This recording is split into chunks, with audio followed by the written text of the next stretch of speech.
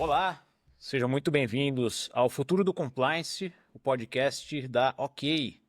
Eu sou Bruno Rodrigues, CEO e fundador da OK. A OK é hoje o maior portal de conteúdo sobre compliance do Brasil. Nós reunimos uma comunidade de dezenas de especialistas que produzem cursos, artigos e vídeos para formar e ajudar profissionais e empresas a entender e antecipar as normas que mudam o jogo. E com a nossa plataforma OK Compliance, a gente tenta transformar aquele mar de exigências regulatórias em insights acionáveis por meio da nossa IA proprietária, nossa inteligência artificial treinada especificamente para esse ambiente brasileiro. A gente está vivendo hoje um momento decisivo para o compliance. Inteligência artificial, criptomoedas, open finance, ESG, cibersegurança e regulações cada vez mais dinâmicas que estão remodelando o mercado a uma velocidade inédita. Então aqui, a cada episódio, a ideia é a gente trazer convidados de peso para decodificar, ajudar a gente a entender essas tendências e mostrar caminhos concretos para tornar o compliance mais estratégico, mais ágil, mais acessível. Muito bem, no episódio de hoje, a pauta é a convergência entre inovação bancária e compliance. A gente vai falar sobre como lançar produtos financeiros de ponta sem desafinar com as normas contábeis e regulatórias. E os nossos convidados aqui hoje são dois. Começo pelo Eric Barreto. O Eric, cofundador e conselheiro aqui da OK. Ele é doutor em contabilidade e controladoria pela FEA, na USP. Autor de livros sobre contabilidade bancária, instrumentos financeiros e valor justo. E é professor no INSPER desde 2012. Eu falei agora há pouco com cuidado aqui para não desafinar, porque o Eric também é cantor e compositor e lançou recentemente seus primeiros hits no Spotify. Para conhecer o trabalho do Eric, pesquisem por Eric B, Eric BE, certo, Eric? É isso aí. Seja muito bem-vindo. Obrigado. Bom dia, boa tarde, boa noite. E nosso outro convidado é o Rodrigo Bruni, também conselheiro da OK. Antes de chegar aqui, o Bruni liderou desenvolvimento de negócios e produtos em empresas como a OpenCo, onde ele foi nosso cliente também e lançou soluções BNPL e outras soluções de crédito digital. O Bruni é formado pela ESPM, com especialização em finanças no INSPER, e ele traz essa visão de quem viveu os frontes de produto, de crescimento e de relacionamento com reguladores em bancos e fintechs. Certo, Bruni? Isso aí. Obrigado aí por receber a gente. Prazer, sejam muito bem-vindos. Então, juntos, o Eric e o Bruno conhecem os dois lados do balcão, né? Tem o rigor contábil ali e o ritmo acelerado da inovação no mesmo grupo aqui. Então vamos lá para o nosso primeiro episódio, ajuste seu volume, pegue seu café e vamos começar. Então, pessoal, quando a gente olha para o mundo hoje, né, poucos países tiveram uma década assim tão acelerada quanto o Brasil em termos de infraestrutura financeira, né? Então, essa maratona aí começa lá para 2013, né, com a primeira onda de licenças light para instituições de pagamento, né? Aí passa pelas SCDs, que baratearam crédito digital, depois explode com o Pix, né, no começo da década, e hoje o Brasil é referência global em pagamentos instantâneos. E aí ganha novas camadas ainda com a CVM 175, né, há poucos anos, que redesenha aí as regras dos fundos. E agora o Bacen entra nessa fase nova de consultar o mercado sobre Banking as a Service. Então, em menos de 10 anos, a gente mudou 5 vezes a forma de iniciar e escalar um negócio financeiro. Então, a pergunta que eu começo fazendo para o Eric, né, que o Eric acompanha esse setor desde bem antes dessa sequência, não precisamos nem falar quão antes, né, Eric? Melhor não. Mas o Eric que tem esse conhecimento aí tão longo, como enxerga essa curva de inovação, Eric? Legal. Bom, primeiro, é importante a gente lembrar que o Brasil sempre foi inovador nessa área.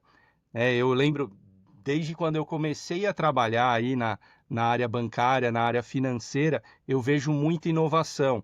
E vou lembrar aqui que o Brasil já tem um sistema de pagamentos instantâneos desde 2001. né? Ele não funcionava 24/7 como é o Pix hoje, mas tecnologia, em termos de tecnologia, isso já existe desde o SPB, lá em 2001, né? Lembro de uma outra, uma grande inovação aqui do Brasil, essa não é tão relacionada à reguladora, a Banco Central, mas um grande banco, o Itaú, há uns 25 anos atrás, usou uma solução de logística, uma solução da SAP, que era uma solução de estoques e logística, e ele simplesmente colocou isso numa rotina para otimizar o estoque de dinheiro, né, o estoque de numerário e a logística dos carros fortes, né? Então, assim, esse setor já é bastante inovador há muito tempo.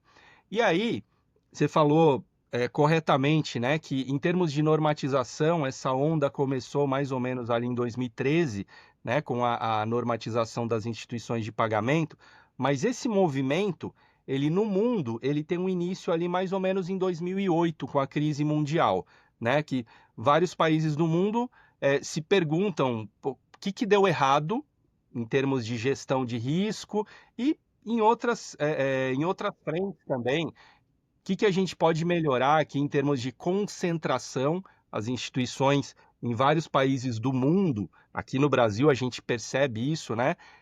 De uma concentração muito grande em poucas instituições e a desbancarização, né? Aí falando principalmente de países como Brasil e países não tão desenvolvidos, né? Então, a partir desses problemas surgiu iniciativas mundo afora e esse termozinho que a gente usa, né, o fintech. Aí 2013 veio regulação das instituições de pagamento, aqui no Brasil Nubank, né, foi fundado nessa época. Um pouquinho mais para frente, 2018, veio a regulação das sociedades de crédito direto, das sociedades de empréstimos entre pessoas, né? E só para finalizar a minha fala, fazendo uma conexão aqui, apesar da regulação dessas sociedades de empréstimos entre pessoas ser de 2018, a primeira sociedade de empréstimos entre pessoas, aquela que faz empréstimo peer-to-peer, aqui do Brasil, ela nasceu em meados de 2010, 2011. Só que não existia regulação. Então, o que aconteceu? O regulador multou e essa empresa acabou fechando as portas. Perfeito, perfeito. E Bruni, e aí pensando, né, do ponto de vista de produto e growth, né, crescimento, qual desses marcos te parece que foi o maior destravador de modelos de negócio, né? Olha, vou dizer que cada um deles teve a sua importância, né, na história, mas acho que um case muito importante para o Brasil e para o mundo foi o Pix, né? Ele nasceu ali praticamente na pandemia, mas ele foi também uma alavanca de bancarização do brasileiro, como o Eric tinha comentado agora, que era muito desbancarizado, né? E isso teve uma mudança muito grande no mercado. E conectando um pouquinho aqui com o crédito, a gente tinha esteiras de crédito, né, já com fintechs usando o SCD, e originando, mas que o depósito ainda era via TED, que até um certo horário caía no mesmo dia, depois de um corte de horário caía no dia seguinte. E o Pix ele chega também impulsionando isso, porque o crédito, que antes digital poderia ter algumas horas para recebimento, ele começa a virar um crédito instantâneo. O Pix ele traz essa novidade para o negócio e eu acredito assim que o que mudou assim, o panorama para as fintechs aqui no Brasil, né, apesar de ter esse monte de licença para elas poderem, né, evoluir, de fato o Pix foi um dos que mais teve efeito assim na sociedade. Perfeito, maravilha. E é tanta inovação, né, pessoal? O Eric comentou de que essa inovação já vem de tanto tempo, até antes dessas tendências mais novas. O ambiente também para o banco brasileiro é um ambiente muito desafiador, que cria esses bancos super inovadores, né? E a gente chega em outra inovação muito interessante também, que é esse ecossistema todo de Banking as a Service, né? Onde qualquer founder hoje consegue colocar uma fintech no ar, plugando ali a licença de um parceiro, né, de Banking as a Service. Então, você aluga o seu backbone regulatório por assinatura, tem vários sabores, pode alugar um pedaço mais da infraestrutura básica ou da interface, até a parte regulatória também pode já estar incluída nisso. E aí isso democratiza a entrada de novos players, mas cria dependências, né? A operação e o compliance passam a ser compartilhados e a conta final chega de um jeito ou de outro. Então, Eric, quais vantagens competitivas você vê que esse modelo traz de imediato e que armadilhas contábeis ou de governança você já viu aí na sua experiência estourar quando a escala chega? Acho que a principal vantagem é a queda da barreira de entrada, né? Você tinha uma barreira muito grande. Imagina que você, para entrar nesse mercado, você precisa abrir um banco. Então, você precisa ter um capital alto, você precisa de autorização do Banco Central. Para obter essa autorização, você tem que indicar um número de diretores, né, que tenham experiência bancária. Você tem que fazer reportes para o Banco Central, uma série de reportes, né, sendo banco. O Banco Central olha de uma forma diferente para essa instituição, né, em termos de risco sistêmico, em termos de risco para um tomador de crédito ou para um depositante, né? Aí, assim, você criando, vamos falar antes de falar do Banking as a Service, falar dessas instituições mais enxutas, como instituições de pagamento, sociedade de crédito direto, por exemplo, né? Em vez de você criar um banco, você cria uma entidade mais especialista. Então, o risco sistêmico é menor. O Banco Central exige menos dessas instituições em termos de capital, em termos de controle, para dar uma autorização. É claro que ele vai ser diligente, mas ele não precisa de tantas informações, tantas exigências, né, como ele precisaria para dar autorização para um banco. Então, cai barreira de entrada, essa briga pela concentração, pela diminuição da concentração bancária, ela fica um pouco mais animada, né, com esses novos entrantes, e você beneficia a entrada de especialistas, uma instituição que se especializa em um determinado produto, né? E entra pequenininha, ela pode entrar pequenininha e ir ganhando mercado ao longo do tempo, né? Falando de armadilhas, olha, eu penso em duas aqui. Uma que a gente já tem há muitos anos, a gente tem bancos menores, né? Bancos mesmo, instituições que são constituídas como bancos, mas que são bancos de nicho, bancos que atuam, por exemplo, atendendo pequenas empresas ou médias empresas, né? Ou bancos dedicados a crédito rural, são bancos mais de nicho.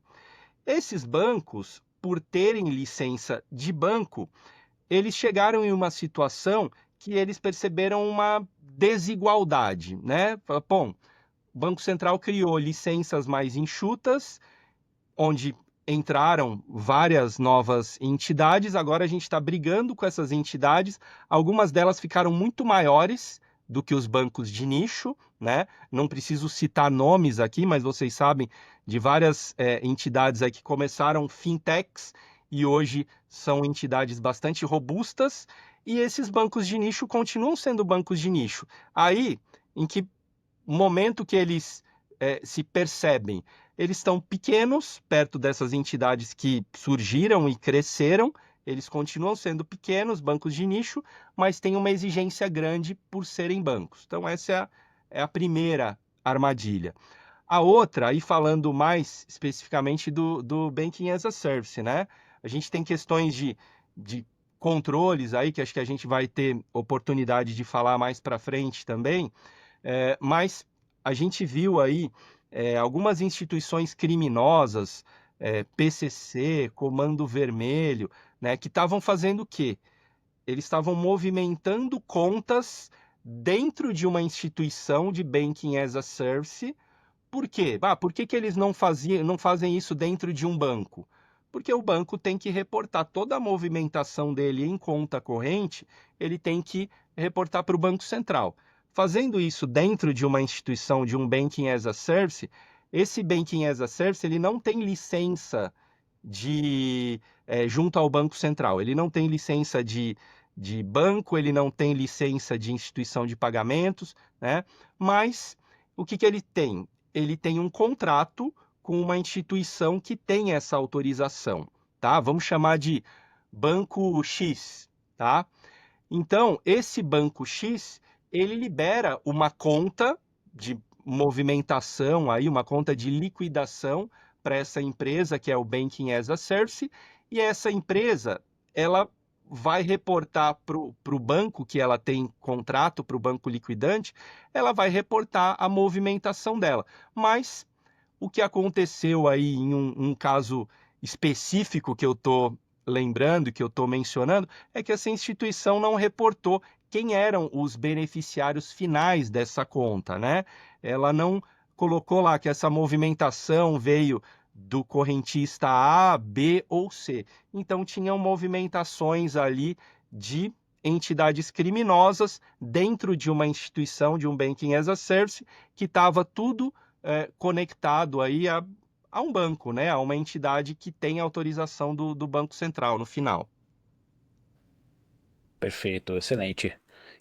Bruni, passando a bola para você agora, com a CVM 175, os fundos de recebíveis que antes estavam restritos, né, a investidores qualificados, eles passam a poder captar no varejo.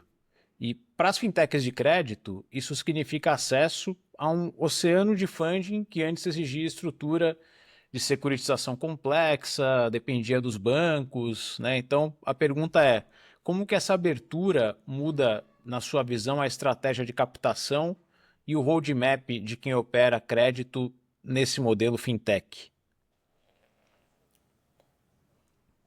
Essa atualização, eu vou chamar essa CVM 175 que aconteceu, ela é muito boa porque ela traz uma modernização para o nosso mercado de capitais aqui brasileiro, principalmente para os investimentos, e como você falou do FDIC, né, para o varejo. Mas aqui, olhando no contexto, e aí eu vou olhar muito mais especificamente para as fintechs de crédito, né, quando elas olham para isso, um dos principais desafios que elas têm é captar, né, dinheiro para emprestar, porque elas não podem fazer alavancagem dentro dessas licenças lights, né? Isso é dos desafios que o Banco Central deu para essas empresas, e é para ajudar a proteger o sistema, de fato, né? E aí as fintechs, ao longo dos anos, algumas delas viraram financeiras para poder emitir, né, CDBs, RDBs, instrumentos para captar, né, dinheiro no mercado do varejo, mas grande parte delas já trabalhava com FDICs, né, que antes só era acessado por investidor profissional, investidor qualificado, e alguns também faziam emissões ali estruturadas via debênture, securitização e por aí vai, né? O que eu vejo quando o mercado faz esse movimento, né? Eu acho que o Banco Central fez um movimento muito certeiro para dar essas licenças lights para o mercado e poder diminuir a barreira de entrada e ter mais competidores no crédito, porque o crédito no Brasil é muito caro, né? Inclusive a nossa Selic está super alta, né? Enquanto a gente está falando, está lá por volta dos seus 14. E aí as fintechs, elas começam a desistir um pouquinho agora de virar financeira, porque o FDIC vai começar a chegar nas prateleiras das principais plataformas ali de investimento que o varejo usa, né? Claro que ainda é limitado, o investidor ele vai poder só entrar numa cota sênior, que tem um pouco menos de risco do que uma cota mezanino e uma cota júnior. Normalmente a cota júnior sempre é o founder da fintech ali, a própria fintech em si. Mas isso vai ajudar muito, porque isso vai destravar valores que as fintechs tinham muita dificuldade de acessar, né? E se isso realmente der certo, né, nesse mercado brasileiro, a gente vai evoluir para um mercado muito mais líquido, onde vai ter funding mais disponível para crédito e, consequentemente, o ecossistema do crédito vai melhorar, né? A gente vai conseguir ter menores taxas para os clientes, menores taxas trazem algumas vezes, né, mas nem sempre, melhores inadimplências, e o ecossistema vai rodar muito melhor. Então, assim, eu acho que a gente está num caminho muito bacana, assim, o Brasil está sendo muito pioneiro nisso, e eu acredito muito nesse potencial das fintechs brasileiras. Muito bem. Bom, pessoal, outra coisa para a gente falar a gente já falou um pouquinho do Pix, né? Entrando um pouco mais nisso. Pix virou um utilitário nacional. É, todo ano aí o Banco Central divulga números mais impressionantes, né? Sobre o número de usuários e o número de transações. E em paralelo a isso, o Open Finance está conectando dados bancários a poucos cliques, né? E agora discute-se impor requisitos formais a quem oferece Banking as a Service. Então, promete virar algo também de um tamanho super legal. E no fim, a gente tem uma malha de APIs bancárias, onde cada pedaço, da iniciação de pagamento ao motor de crédito, carrega obrigações de risco, segurança, de liquidação. Então, perguntar primeiro para o Bruni, qual combinação prática de Open Finance mais BaaS, né, mais Banking as a Service, tem potencial para virar killer feature em 2025, né, para virar aí o Pix dessa área? Olha, eu vou dizer que é difícil escolher qual vai ser a killer feature aí para pro ecossistema aí do Open Finance com Pix e BaaS. Mas, assim, a gente já vê um sinal do mercado e até do nosso antigo presidente do Banco Central, em que ele já dizia que vai existir um app de transação financeira que não é banco, né? Porque o Open Finance vai permitir esse acesso à informação, o Open Finance vai permitir a iniciação de pagamentos. A gente já tem a iniciação de pagamentos sem redirecionamento, né? Então você dá uma autorização e já consegue fazer pagamentos, né, instantâneos. Então, assim, eu acho que a combinação disso tudo, né, acho que vai gerar ali novos negócios, novas empresas nesse mundo financeiro aqui do Brasil, que a gente vai ver. E aqui tem um ponto que é super estratégico e é uma reflexão que tá todos os bancos fazendo, as novas fintechs e por aí vai, né? Todo mundo briga pela principalidade do cliente, né? Mas por quê? Porque, pô, todo mundo quer ver o cliente transacionar, ele receber os valores dele, seja de salário, freelance e tudo mais, porque ali ele consegue remunerar, né, no fim do dia, em cima do cliente, a conta, as transações e por aí vai, né? Quando a gente olha que tem a possibilidade de existir fintechs plugadas no Open Finance, né, e fazendo transações sem ser o banco, né, isso abstrai, né, de uma maneira assim incrível quem é o dono do cliente, né? Porque no fim do dia o cliente vai virar dono no fim do dia dos seus dados, da sua transação, e ele vai escolher quem ele quer dar essas informações, compartilhar e usar, né?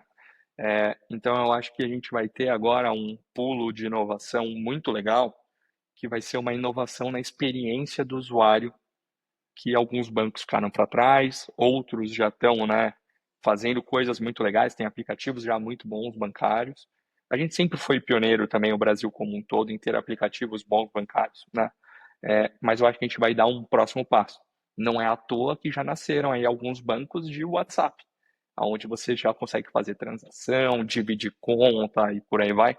E isso é muito legal. Isso é uma fronteira que, no fim do dia, a gente está mostrando para o mundo, né, a capacidade financeira que o Brasil tem, né? Então, não sei dizer exatamente uma killer feature assim que vai revolucionar, mas eu acredito muito nessa tese que o Roberto Campos, né, já defendia, que vai existir essas fintechs da experiência bancária, independentes da licença bancária, e isso vai, meu, puxar a nossa barra para um nível muito alto. O Open Finance que é o killer, de O forma Open geral, Bruno. Finance é o killer, exatamente. Maravilha. E aí, Eric, né, voltando para a parte de controles, a fintech começa a oferecer contas, pagamentos, créditos de terceiro em volume. O que que a gente vai ver aí de falhas, né, de controles internos, né, e como evitar? Eu vou juntar esses dois assuntos que você trouxe aí na questão do Bruno, né? O primeiro, o Open Finance. Olha a complexidade desse negócio, né? Você tem, por um lado, compartilhamento de informações de cliente e, ao mesmo tempo, surgindo a Lei Geral de Proteção de Dados, né? Então, são dois pratinhos aqui para a gente equilibrar, né, simultaneamente. Open Finance também. Imagina que uma operação pode ser iniciada em uma instituição e ser liquidada em outra, né? Olha a complexidade de controle dessas coisas, né? Que você vai demandando. Aí vamos falar do Banking as a Service. Uma empresa oferece produtos financeiros por meio de uma instituição autorizada pelo Banco Central. Então, essa instituição que é autorizada pelo Banco Central, ela reporta, obviamente, né, para o Banco Central os empréstimos que foram concedidos, as contas que foram movimentadas e assim por diante. Enquanto a empresa que atraiu o cliente, que ofereceu para ele esse empréstimo ou um cartão, por exemplo, ela vai ter um controle paralelo dessas movimentações, né? Então, à medida que que esse volume vai crescendo, se você não tem seus sistemas assim azeitadinho, sistema de controle afinadinho, cara, vai criando uma bola de neve, né? Que a conciliação manual, conciliação é aquela atividade que você olha para um sistema, olha para outro e tenta conciliar as informações, ver se as informações estão batendo, né, nos dois sistemas. Tem um caso real aqui, eu só não vou citar o nome da instituição, tá? Mas uma instituição de pagamentos que foi lançada aí, sei lá, uns 3, 4 anos atrás, talvez por aí, uns 4 anos atrás. E ela é uma instituição que no início dela, ela já tinha um problema de conciliação, porque ela era, aliás, ela não era instituição de pagamentos, ela liquidava em uma instituição e ela era Banking as a Service, tá? E aí, desde o início, ela sabia que ela tinha um problema de conciliação do sistema lá da instituição liquidante e do sistema interno dela. Ela veio fazer uma consulta na minha empresa, né? Se a gente poderia fazer um projeto de conciliação. A hora que eu dei o preço, eles falaram, não, tá muito caro. Eu falei, tá bom, né? Cada um seguiu sua vida. Passou 6 meses, aí o auditor está reclamando, tal, o problema de conciliação que era 1 milhão virou 15 milhões. Aí pediram proposta de novo. Falei, bom, agora aumentou, porque o trabalho aumentou também, né? Aí deu mais 6 meses ou 1 ano, os caras vieram de novo com o mesmo problema, só que o problema já era gigantesco, né? Cada vez que ele vinha pedir uma proposta, devia pedir para outras empresas também, ele achou cara a proposta da minha empresa e a dos concorrentes também, porque ele não contratou ninguém, né, para fazer o trabalho e também não fez internamente, né? No fim, a instituição acabou quebrando, acabou tendo um problema justamente por causa dessa falta de conciliação, né? Você vê que um problema que ele começou pequenininho e a gente poderia, de início, fazendo um trabalho de conciliação, ali às vezes você identifica um problema em um sistema e você vê o seguinte, tipo, vou dar um exemplo aleatório aqui, ó. Toda vez que a empresa recebe um Pix, é feito um lançamento errado, tá? Um exemplo. Só que isso, pô, toda vez que acontece um Pix, acontece um lançamento errado. Se ela recebe milhares de Pix, você vai ver que esse problema se repete milhares de vezes. Mas se você corrigir isso no sistema uma vez, você vai corrigir o erro milhares de vezes, milhares de erros, né? Só que aí depois que esse Uhum. negócio cresce, vira um monstro, né? Parece que o negócio que o monstro é maior do que ele é de fato, né? Então você tem que pegar esses probleminhas de conciliação, preferencialmente antes da instituição ir para o ar, né? Preferencialmente num período de homologação. Mas se já foi para o ar, cara, faz um acompanhamento ali dia a dia para não dar para esse monstro não crescer tanto.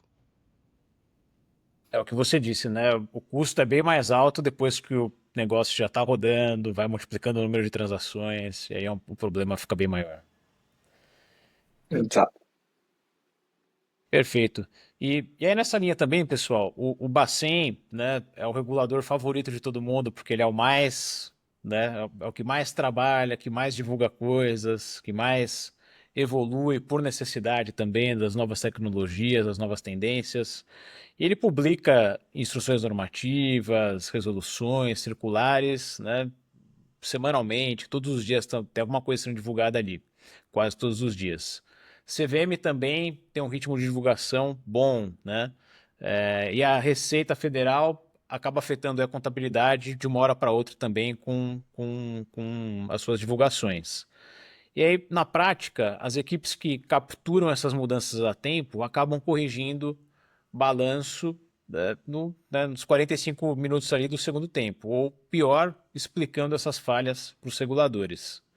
Então, queria perguntar para vocês agora, mas já né, uma pergunta um pouquinho enviesada essa aqui, porque a gente vai falar do OK Compliance também dentro dela, né? Mas talvez tenha outras coisas que vocês queiram trazer também. Nós temos uma solução que ajuda as equipes na OK a ficar por dentro do que está acontecendo, né?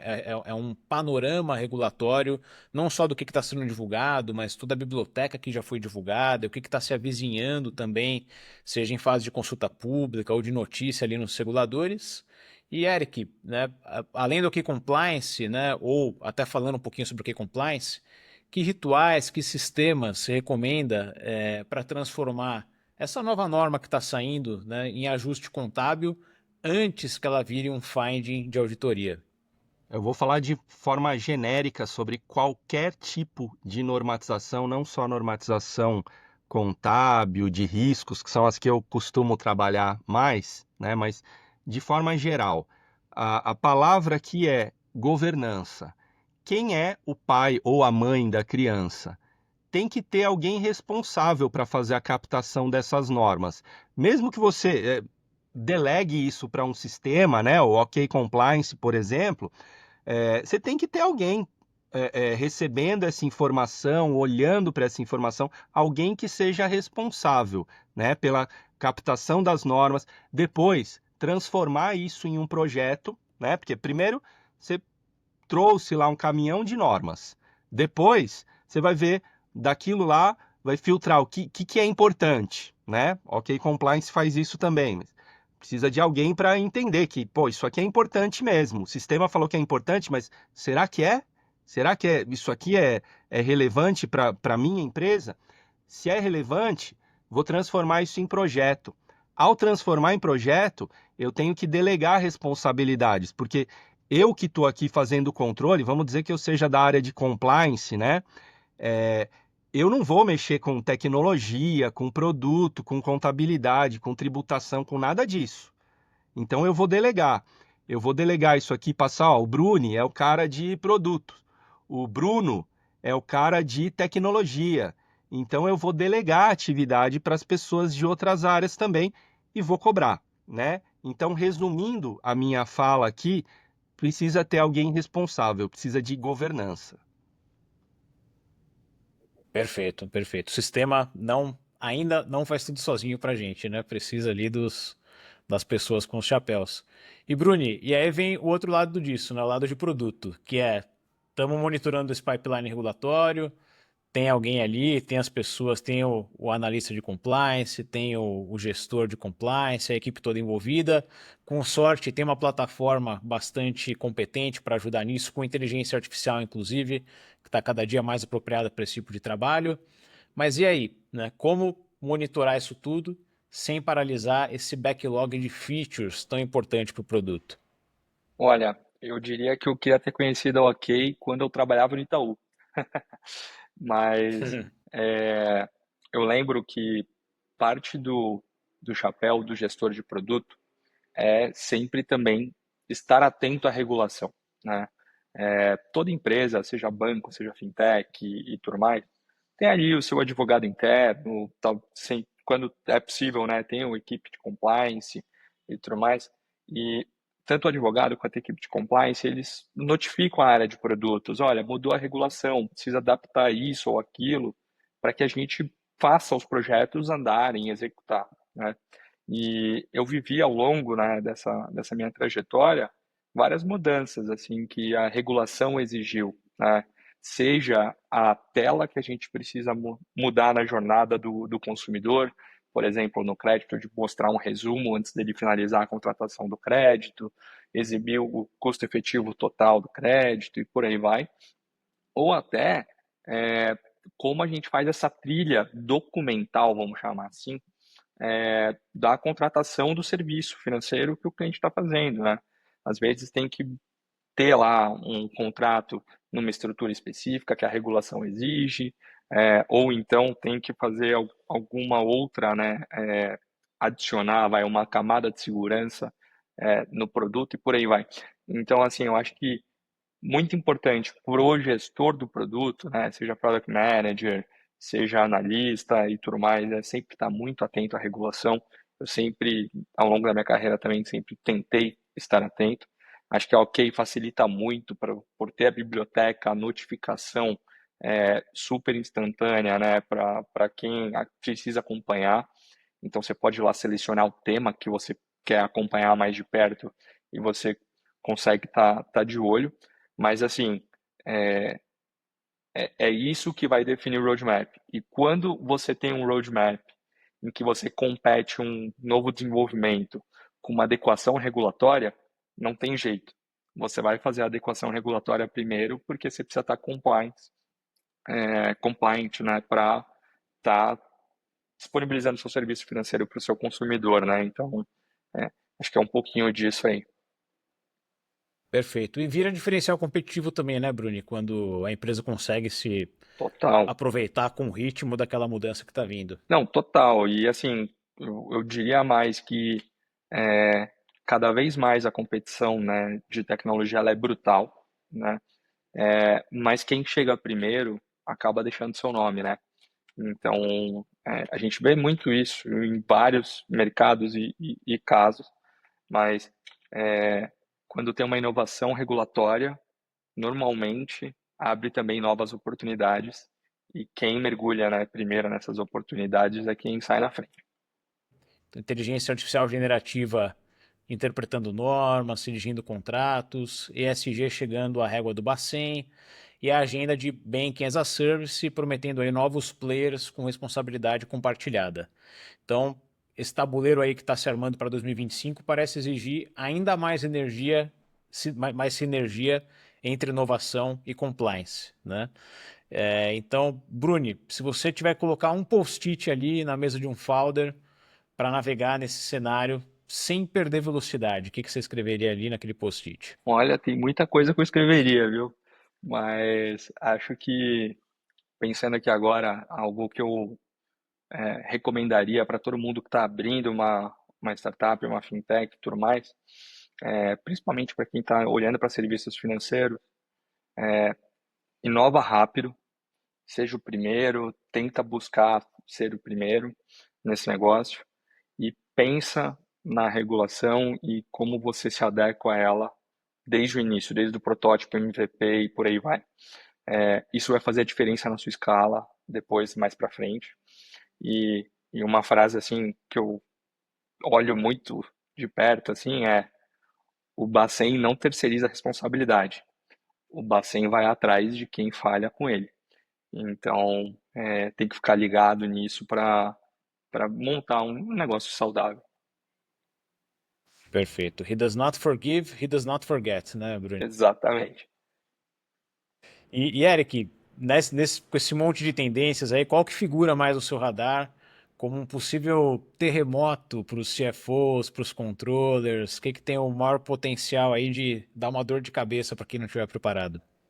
Cara, a gente já falou sobre várias tendências aqui, né? Mas eu vou destacar algumas questões normativas aqui, né? Mercado de criptoativos, né? Que tem uma regulação aí sendo desenhada ainda, né? Ainda está meio engatinhando. Você tem regulação de evidenciação aí de ESG, né? O IFRS S1 e S2, que está chegando aqui para o Brasil também, né? Para o mundo todo.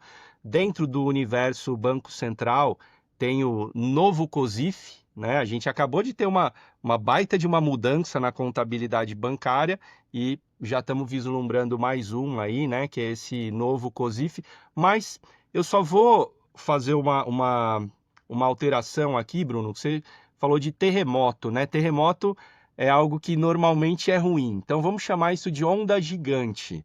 Porque a onda gigante, alguns vão se Dá para afogar, surfar, pelo menos. alguns vão fugir, mas alguns vão surfar também, né? Boa, boa. Muito boa analogia.